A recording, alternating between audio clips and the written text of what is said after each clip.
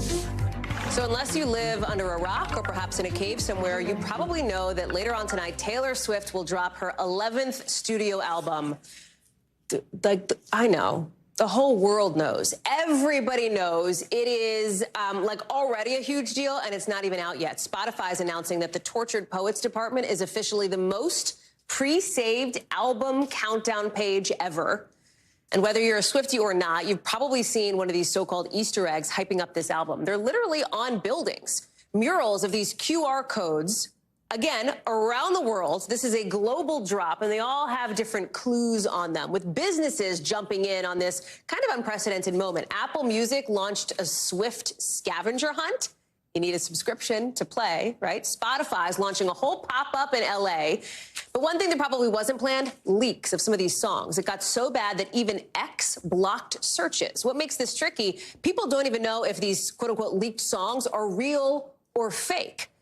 With AI, it's a whole new story. So here to break it down for us is USA Today Taylor Swift reporter. That's right, Brian West. Brian, we're so glad to have you on, a former NBC alum. Thank you for being on with us tonight.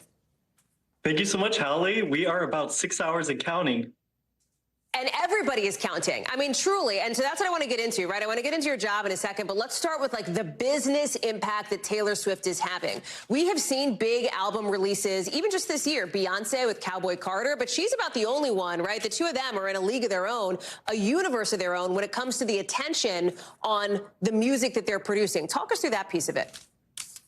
And what we've seen with Taylor especially is that she has a knack for Easter eggs, for bringing in a lot of her corporate sponsors or corporate partners to help kind of uncover or unleash this new project. And so we saw Spotify, as you announced, had a pop-up installation at the Grove in Los Angeles.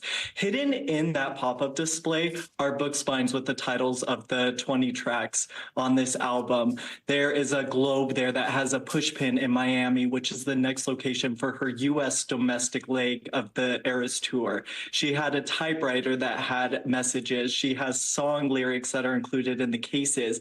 And so you see that across all these different platforms. On Apple Music, for 6 days, fans would have to search all the playlists to find which one was lowercase with specific capital letters. And that would spell out a phrase. We now know that is, we hereby conduct this post-mortem, which tells us that there's something to do with two. A lot of clocks, including the animation that Taylor Swift has released, have told us 2 o'clock, or postmortem is 2 hours after. So a lot of fans are again speculating. They are excited. They're thinking maybe something is going to happen. You're looking at the animation right now. This is the intern area.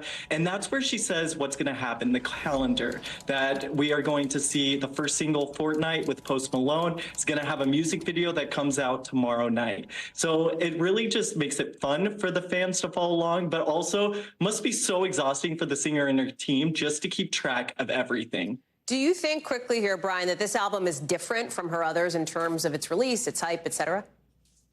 What we know is that there's 2 collaborators, so Post Malone and Florence Welch from Florence and the Machine, but 2 co-writers, co-producers, Jack Antonoff and Aaron Dessner, have worked closely with the writer. We saw Aaron come in during the folklore era, and so he has really helped to kind of advance the writing, and same with Jack. He's been one of her producers since 1989.